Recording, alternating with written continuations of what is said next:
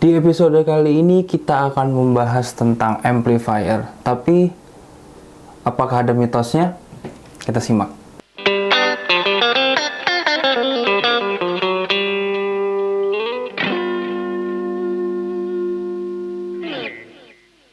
Sobat Hobis, apa kabar? Tentunya harus baik ya di kala pandemi ini. Nah, kali ini di video ini gua akan membahas tentang amplifier gua. Ya, oke. Tapi gue punya ada insight sih sebenarnya. Nah, dulu gue pernah lihat ada Strymon Iridium, tapi gue juga pernah lihat ada ini, dan gue punya hari ini. Oke. Nah, gue di sini akan membahas apakah ini sebenarnya bukan membandingkan sih, tapi lebih tepatnya di benak sobat hobi sekalian, apakah ini bisa menggantikan amplifier yang segede gini. Berat ya sobat hobis. Walaupun ini hanya 20 watt, tapi simplifier ini diklaim bisa menggantikan atau menggantikan tube amp atau ampli yang besar-besar seperti ini, Oke. Itu menjadi simple ya. Nah, sebenarnya gini, gue akan membahas tentang simplifier dulu. Jadi sebenarnya ini udah banyak reviewnya di Indonesia dengan Bung Iga Masardi dan beberapa reviewer di mancanegara. Nah, ini sih menurut gua ini bisa menggantikan ampli. Nah, tapi sayangnya dia kan nggak punya cabinet ya, atau speaker bawaan, jadi dia harus direct. Nah, sebenarnya gini, ini sih sebenarnya pro kontra antara simplifier ini dan tube amp ini. Oke, berat ya. Nah, jadi ada beberapa yang ngomong bahwa direct method atau metode direct itu menghancurkan, atau bukan menghancurkan ya, tapi istilahnya seperti tidak tone purist gitu. Tapi menurut gua tone purist apa tidak itu tergantung siapa yang mendengarkan gitu. Tapi kalau misalnya kita lagi di stage atau di rekaman gitu, di recording, sebenarnya nggak beda jauh ya gitu, karena simplifier ini sendiri sebenarnya analog bukan digital. Kalau sobat hobis punya Strymon Iridium pasti tahulah maksudnya pedal-pedal seperti ini gitu.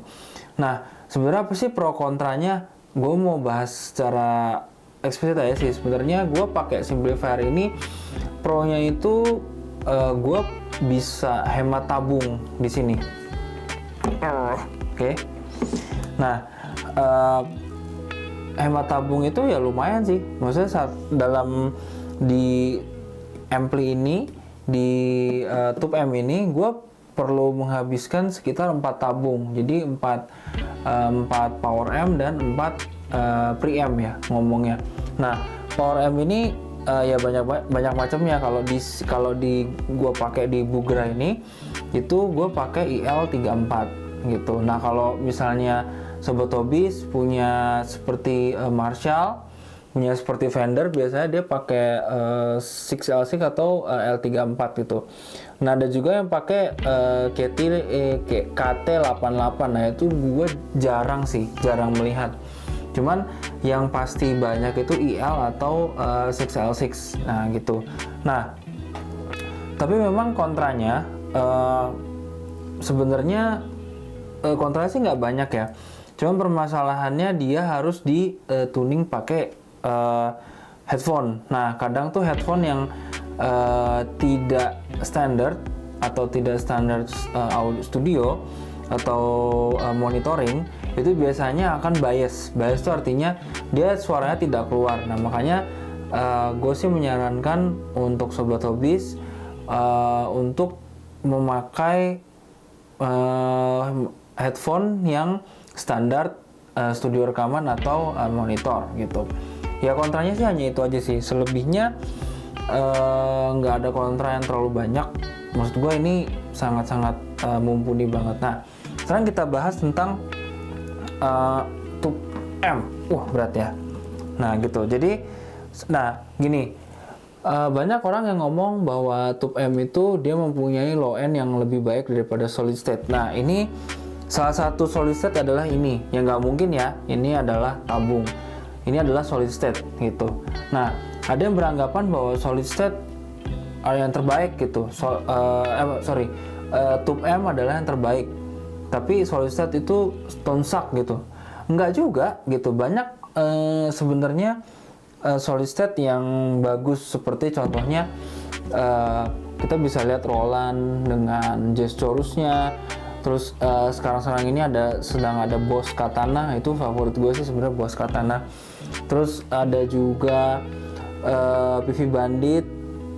Terus ada juga Line 6, itu dia juga punya tube M gitu, solid state gitu. Tapi mereka juga nggak kalah gitu. Ada beberapa orang yang memakai solid state itu untuk edge of breakup atau tube like gitu, dibanding tube M sendiri gitu kan. Nah sebenarnya kontranya apa sih kalau tube M? Itu tadi kita harus pakai tabung, biaya kosnya di tabung itu beberapa merek cukup mahal gitu, seperti Electro-Harmonic mungkin nggak terlalu. Terus ada Softtek, Soviettek ya, bukan Softek yang itu. Lalu ada Tungsol, ada Mullert gitu. Jadi banyak merek dan banyak kastanya. Nah yang kedua, ini berat banget, sumpah. Ini itu berat banget. Apalagi kita harus memakai cabinet gitu. Ini sangat-sangat ribet untuk carrier gitu. Lu harus pakai orang untuk carrier ya, walaupun kadang kalau artis pasti grade pasti itu sudah mempunyai timnya sendiri ya. Tapi seperti untuk gig, untuk apa, kemungkinan udah cukup lah gitu untuk karakter. Tapi pro-nya juga banyak. Gua nih pakai tube M ini, pakai Bugra G20 nih, gue pakai, waduh berat juga ya. Ini Bugra G20 ini gue dapat di 3 Negeri Musik lagi. Tante Niva, halo. Dan ini simplifier ini gue dibantu sama Girvo Cici Kristi ya. Thank you Cici Kristi sudah mengusahakan untuk membantu mencarikan gitu, karena sering lewat di beliau gitu, jadi ya oke lah. Nah memang kebanyakan tone purist itu memakai tube M ini itu untuk mendapatkan low end. Memang gua akui secara tone, secara drive, bukan drive ya, tapi secara overdrive dia tuh memang lebih gimana ya, lebih dapat gitu, low endnya, roomnya itu memang lebih dapat. Nah yang kedua adalah tube M ini dia banyak karakternya, dan nggak semua tube M itu sama gitu. Jadi kalau teman-teman membayangkan Fox dan Marshall dan Fender itu bisa dibilang nggak semuanya hampir mirip, tapi sirkuit Fender dan Marshall itu dia mirip, apalagi yang GTM 45 dengan yang Fender Tweed. Nah itu tuh hampir mirip, cuman memang ya ada beberapa tweak yang Marshall pakai gitu, karena memang sejarahnya Marshall itu sebenarnya adalah sirkuit Fender Tweed gitu, ya dimodif dikit lah gitu. Nah tapi untuk Fox sendiri, memang Fox sendiri itu lebih seperti grid ya, grid British. Jadi dia tapi katanya sih dia lumayan agak dark, makanya ada beberapa artis yang memakai treble booster ya, contohnya Brian May, Tony Iommi gitu. Nah itu dia memakai treble booster untuk nge-push tube M-nya karena mungkin terlalu dark. Tapi sekarang ini nggak banyak orang memakai treble booster ya, mungkin nanti kita akan bahas ya treble booster. Nah seperti yang Sobat Obis saksikan di video saya sebelumnya tentang equalizer, tentang pedal equalizer. Sebenarnya di Tube M itu juga punya ada yang memakai channel dan ada yang memakai hanya volume di breakup. Nah, kebetulan yang punya gue ini ada channelnya gitu, channel overdrive dan clean. Dan ini lumayan versatile sih menurut gue. Jadi top screamer itu bisa dibilang lebih enak di sini daripada di pedal. Pastilah karena ini organic Tube M ya, organic tone. Nanti kita akan bahas tentang kata-kata seperti itu. Oke. Nah, terus equalizer-nya juga lebih pure dan reverb-nya juga lebih pure karena ini reverb-nya reverb dari chipset dari chipset analog gitu, bukan kayak chipset digital. Kalau Garithma digital seperti GFI dan Source Audio misalnya, dan masih banyak lagi. Nanti kita bahas lah reverb. Nah, tanpa berlama-lama lagi, oh ya, satu lagi. Bugra ini tuh sangat versatile tadi gue bilang karena di belakangnya ini gitu, dia punya direct. Nah, ini nanti kita bahas ya, direct atau todong. Sebenarnya tuh nggak usah dibahas lah, karena maksudnya dibahas di dunia luar. Lu direct apa todong? Lu harus todong gini-gini. Nggak juga, karena sekarang tuh jadi sebenarnya gini, teknologi itu tuh menurut gue sangat-sangat membantu di dunia musik. Dan salah satunya adalah seperti itu, direct dan todong. Nah, misalnya kebanyakan orang memakai todong itu karena lebih pure mungkin ya. Terus udah headroom-nya lebih besar karena dia mempunyai ruangan yang sudah di treatment gitu. Terus udah gitu mic-nya lebih sensitif gitu kan, karena dia pakai Neumann atau Sennheiser misalnya gitu. Nah, tapi itu tadi kita mesti harus cost-nya banyak di ruangan, di mic, ya kan. Terus udah gitu di kompresor, itu dia mesti harus banyak cost-nya. Nah, sementara orang-orang kayak gua gimana kalau misalnya mau direct? Nah, solusinya memang adalah ya seperti ini di sini. Dia mempunyai direct line. Jadi kita bisa pilih 4 sampai nggak kelihatan ya, 4x12 dan 1x12 gitu. Dan ada FX loop-nya ya. Ini versatile banget sih. Dan ini juga dia mempunyai FX loop. Tapi FX loop-nya ini bisa stereo gitu returnnya. Jadi hanya send-nya mono, return-nya stereo. Jadi kita mumpuni banget sih simplifier ini gitu. Nah, tanpa berlama-lama lagi kita demoin ya Bugra ini. Wah.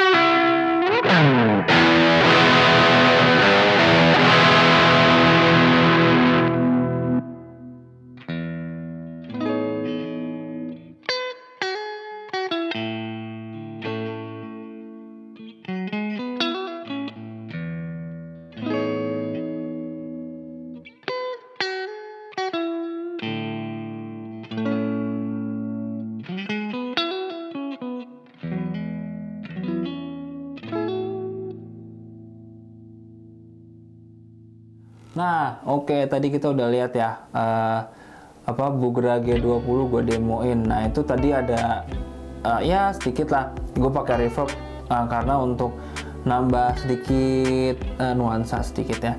Nah, kalau ini akan gue demoin yang tadi.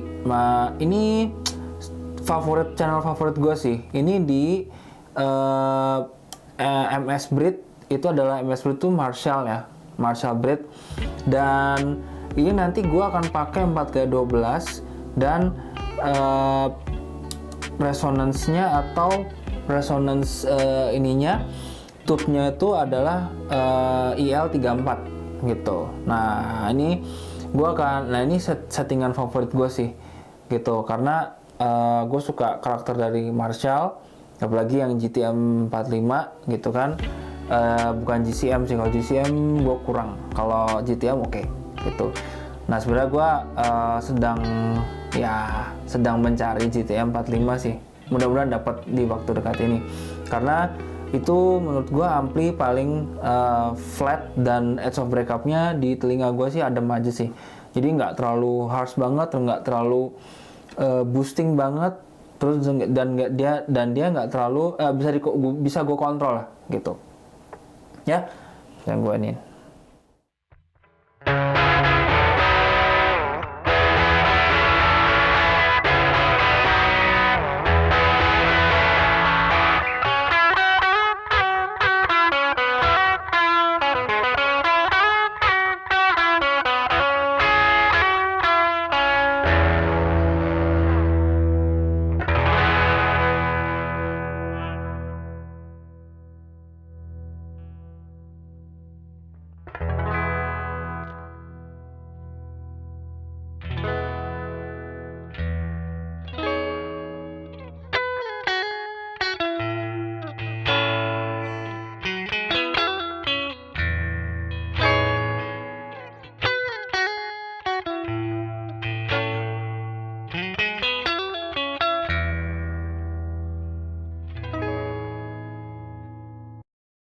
Oke, Sobat Hobis, tadi kita udah lihat ya, gue mendemoin ya, gue pakai ada sedikit delay lah supaya untuk nambahin ambience-nya. Nah, sebenarnya perbedaan todong dan direct itu sebenarnya sudah istilahnya, ini kita bicara mitos ya sekarang. Jadi dia sudah berevolusi. Kalau Sobat Hobis tahu ada yang namanya UA-aux gitu kan, Universal Audio Aux M, itu sebenarnya adalah dari sini, dari tube M ini, itu di direct juga. Nah, kita nggak usah ngomong soal lu direct ke todong lebih puris nggak. Tapi sebenarnya kita juga udah punya teknologi yang seperti UAD aux M, terus udah gitu Boss Tube Expander. Nah itu tuh favorit gue banget tuh. Boss Katana Tube Expander itu tuh favorit gue banget. Itu mutakhir sekali. Terus yang ketiga kita bisa lihat yang kayak Two Notes, Torpedo, apapun lah serinya. Nah itu juga sudah memungkinkan kita untuk direct gitu. Jadi kita nggak perlu takut lagi untuk kehilangan tone atau ruangan yang belum di treatment. Nah ada lagi yang seperti kayak ya ini dia simplifier gitu kan, Strymon Iridium, terus udah gitu yang dari Neo Neighbor itu. Nah Neo Neighbor itu sebenarnya dia hanya cabinet simulator gitu. Tapi ada terus dari JFI juga ada Cap Zeus. Nah itu juga lumayan sih. Gue belum beli sih Cap Zeus karena gue belum ada preamp-nya.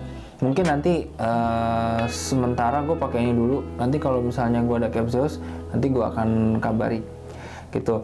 Nah simplifier ini juga dia baru-baru ini juga dia membuat yang seri deluxe-nya. Jadi ini kan cuma satu ya, amplifier simulation-nya sama stereo capsim. Nah kalau yang deluxe dia ada dua, terus dia ada reverb-nya. Nah ini belum ada reverb, makanya gue tadi pakai delay. Terus udah gitu dia punya channelnya juga, jadi dia punya channel 1-2 untuk drive mungkin gitu. Nah ada juga dia ada spreadingnya. Dia ini spreading ini untuk biasanya temen-temen atau Sobat Hobis biasanya pakai ambience. Nah ini berguna banget gitu. Nah ini balik lagi ke Sobat Hobis semua. Sebenarnya direct dan todong itu nggak masalah, yang penting teman-teman bisa pakai lah seperti biasa gitu. Nah mitos yang ketiga itu Sobat Hobis pasti pernah ngeributin soal atau mendebatkan soal rectifier tube tabung atau solid state. Nah kebetulan yang gue pakai ini itu adalah di Bugra ini nih kayaknya sih solid state gitu. Nah karena gue nggak ngelihat ada tabung rectifiernya, jadi masih pakai solid state. Nah, yang pakai solid state itu kayak yang pakai tube itu seperti kayak Mesa Boogie, ya kita bisa lihat ya, dua triple rectifier, terus Marshall GTM 45 itu dia pakai rectifier seri GZ ya. Nanti kita telah ada. Nah, abis itu sepertinya Soldano dia pakai Soldano SL100 gitu, itu dia udah pakai tube rectifier gitu. Tapi gue punya temen dari Tricords Analog untuk membahas soal tube rectifier dan solid state rectifier. Oke, nah ini kita lihat. Jadi bedanya sih cuma dalam ada beberapa yang paling kerasa sih pastinya di beberapa yang ini di perbedaannya di faktor kompresi kali ya, bahasa Inggrisnya itu disebut juga sagging. Jadi kalau di tube rectifier itu faktor saggingnya lebih besar dibandingkan dengan si solid state rectifier, karena dia dinamik voltasenya dia naik turun seiring permainan. Jadi kalau misalkan volumenya gede kenceng, dia pasti akan sedikit akan lebih ngompres, karena si gitar current demand-nya atau kebutuhan arusnya menjadi tinggi. Jadi dengan current demand yang membesar itu si tube rectifier dia akan otomatis mengkompres, tegangannya turun. Jadi yang naik turun, dinamika naik turun itulah yang dinamakan sagging, dan biasanya paling disukai reaksi itu oleh banyak pemain gitar kalau di tube M. Nah, kalau untuk di solid state rectifier sagging itu nggak terlalu terasa atau bahkan hampir nggak ada sama sekali, karena apa yang dilakukan solid state rectifier dia sama sekali nggak ada saat current demand-nya gede untuk ke tube M-nya, dia nggak ada dinamika naik turun itu. Jadi hanya stay stabil aja, misalkan di satu titik tegangan aja gitu. Mau arusnya mau kebutuhan arusnya besar atau kecil, paling juga hanya kalau bisa dibandingin dengan tube M, solid state rectifier itu saggingnya hanya sekitar dinamika 10% aja. Kalau misalkan si tube M itu dinamikanya mungkin 50% dinamika saggingnya gitu sih. Basically seperti itu aja. Pengen sound yang agak-agak interaktif, maksudnya bisa mengimbangi dengan dinamika permainan kita, atau pengen yang emang lu pengen bunyi yang nonjok aja, dar sekalian gitu, penuh otoritas ya, yang kayak distorsi modern metal yang kayak gitu. Biasanya sih kalau yang modern metal atau yang high gain drive jarang sih yang pakai tube rectifier, karena pengen bunyinya kan bisa mantep gitu, karena kalau sagging banget, bunyi perkusif yang di high gain drive yang banyak dibutuhkan oleh band-band sekarang nggak akan dapet sih, terus terang aja kalau secara teknikalnya gitu. Jadi biasanya mereka rata-rata solid state. Oke. Sobat Obis ya, jadi kita sudah mendengarkan ya kata Pak Rocky dari Tricords Analog. Jadi ya menurut gua beliau narasumber yang baik dan rendah hati menurut gua, dan humble ya. Nah, jadi mungkin beliau ya sudah meluangkan waktunya untuk sharing dengan kita, dan di video ini tentunya. Ya, jadi balik ke kebutuhan Sobat Hobi sekalian ya. Jadi kita tidak usah mendebatkan antara solid state atau tube atau tabung atau vacuum tube, ya kan. Nah, terus abis itu kita tidak usah mendebatkan lagi soal todong dan direct, karena semuanya punya kebutuhan masing-masing dan semuanya punya kelebihan dan kekurangannya masing-masing. Jadi ya dunia ini adalah dunia yang indah. Jadi semua ada pilihannya di sini. Jadi ya pilih aja sesuai apa yang kita mau. Oke, so Sobat Hobis, jadi terima kasih telah menonton video ini sampai akhir. Ya, mudah-mudahan video ini bisa menjawab pertanyaan-pertanyaan dari Sobat Hobis. Kalau bingung gitu ya, mau pakai efek digital kah atau pakai tube M seperti ini, atau mau pakai tadi yang simplifier, atau mungkin mau pakai software IRS, nggak apa-apa juga gitu, jadi nggak ada salahnya. So Sobat Hobis bisa subscribe, tombol di bawah. Oke, dan silahkan komen jika Sobat Hobis mempunyai pengalaman soal tube M atau solid state M, atau mungkin yang seperti simplifier atau iridium, kiranya bisa membagikan atau sharing kepada kami semua di sini, kepada seluruh viewers di YouTube. Jadi ya, itu saja. Stay safe, stay healthy, and bye-bye.